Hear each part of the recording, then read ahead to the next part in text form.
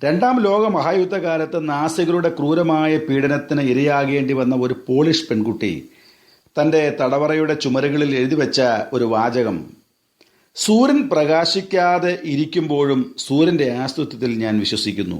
സ്നേഹം തോന്നാത്തപ്പോഴും സ്നേഹത്തിൽ ഞാൻ വിശ്വസിക്കുന്നു. ദൈവം നിശബ്ദനായിരിക്കുമ്പോഴും ഞാൻ ആ ദൈവത്തിൽ വിശ്വസിക്കുന്നു.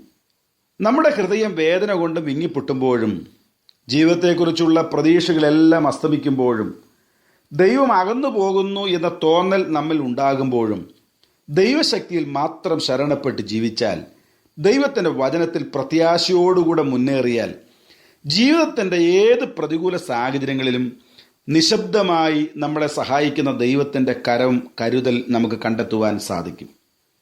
ദൈവം നമ്മളെക്കുറിച്ച് ആഗ്രഹിക്കുന്നത് പ്രത്യാശ നിർഭരമായ ഒരു ജീവിതം നാം നയിക്കണം എന്നുള്ളതാണ്. നാം രക്ഷിക്കപ്പെടുമ്പോൾ യേശു നമ്മുടെ ജീവിതത്തിൻ്റെ കർത്താവും രക്ഷിതാവുമായിട്ട് മാറുന്നു. അർത്ഥാൽ ജീവിതത്തിൻ്റെ എല്ലാ തലങ്ങളുടെയും നിയന്ത്രണം കർത്താവിനാണ്. ദൈവത്തെക്കുറിച്ചുള്ള പരിജ്ഞാനത്താൽ നിറഞ്ഞ ഒരു ജീവിതമാണ് പ്രത്യാശ നിർഭരമായ ജീവിതം. ദൈവം ആരാണ് എന്ന് നാം അറിയണം. ആ അറിവാണ് നമ്മെ രൂപാന്തരത്തിലേക്കും ദൈവാശ്രയത്വത്തിലേക്കും നയിക്കുന്നത്. തികഞ്ഞ ദൈവാശ്രയം അസാധ്യമെന്ന് മനുഷ്യന് തോന്നുന്ന എല്ലാ കാര്യങ്ങൾക്കു വേണ്ടിയും നിരന്തരമായി പ്രാർത്ഥിക്കുവാൻ നമ്മെ പ്രാപ്തനാക്കും. നമ്മുടെ ദൈവം നല്ലവനും ക്ഷമിക്കുന്നവനും തന്നോട് അപേക്ഷിക്കുന്നവരോടൊക്കെയും മഹാദയാലുവുമാകുന്നു. ദൈവം കരുണയും കൃപയും ദീർഘക്ഷമയും മഹാദയും വിശ്വസ്തതയുമുള്ള ദൈവമാകുന്നു. ദൈവം തൻ്റെ കരുണയാൽ മനുഷ്യരായ നമുക്ക് ന്യായമായി ലഭിക്കേണ്ട നരകം നൽകാതെ തൻ്റെ മഹാകൃപയാൽ നമുക്ക് അർഹതയില്ലാതിരുന്ന സ്വർഗം ദൈവം നമുക്ക് തരുവാനിടയായി തീർന്നു. ദൈവം മഹാദയുള്ളവനാണ്, വിശ്വസ്തനാണ്. അതുകൊണ്ടാണ് എത്രയോ ഉത്തരവാദിത്തങ്ങൾ അവൻ നമ്മളെ ഭരമേൽപ്പിക്കുവാനിടയായി തീർന്നത്. തന്നിൽ ആശ്രയിക്കുന്നവരെ അവൻ അറിയുന്നവനാണ്. അവർ അവൻ്റെ നടത്തിപ്പിൽ പൂർണ്ണ സംതൃപ്തിയുള്ളവരായി മുന്നേറുന്നവരുമാണ്. പ്രസംഗകരുടെ പ്രഭുവായ സി സ്പർജൻ ഒരിക്കൽ ഒരു പ്രസംഗവേദിയിൽ വെച്ച് തളർന്ന അവശനായി.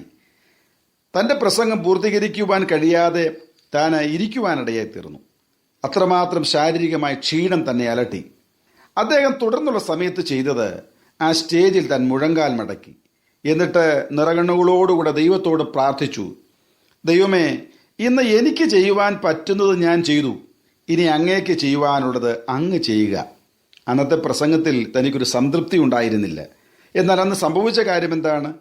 ആ യോഗത്തിൽ സംബന്ധിച്ച അനേക പ്രിയപ്പെട്ടവർ കർത്താവായ യേശു ക്രിസ്തുവിലേക്ക് ജീവിതം സമർപ്പിക്കപ്പെടുവാൻ ഇടയായി തീർന്നു.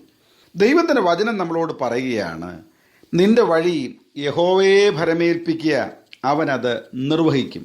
ദൈവത്തിൽ പൂർണ്ണമായി ആശ്രയിച്ച് ദൈവവചനപ്രകാരം ജീവിതം നയിച്ചാൽ നമ്മുടെ ജീവിതത്തിൻ്റെ സമസ്ത മേഖലകളിലും പൂർണ്ണ കർത്തൃത്വം ഏറ്റെടുത്ത് അന്ത്യത്തോളം നമ്മളെ നടത്തുവാൻ നമ്മുടെ ദൈവം വിശ്വസ്തനാണ്. ഞങ്ങളെ വിളിക്കുവാൻ ആഗ്രഹിക്കുന്നുവെങ്കിൽ 0988-22-1957 എന്ന നമ്പർ ഉപയോഗിക്കുക. എല്ലാ ബുധനാഴ്ചകളിലും വെള്ളിയാഴ്ചയും രാവിലെ 11 മുതൽ 12 മണി വരെയുള്ള സമയം ഞങ്ങൾ നിങ്ങൾക്കായി പ്രാർത്ഥിക്കുന്നു. പ്രാർത്ഥനയ്ക്കായി വിളിക്കേണ്ട ഫോൺ നമ്പർ 079960010203.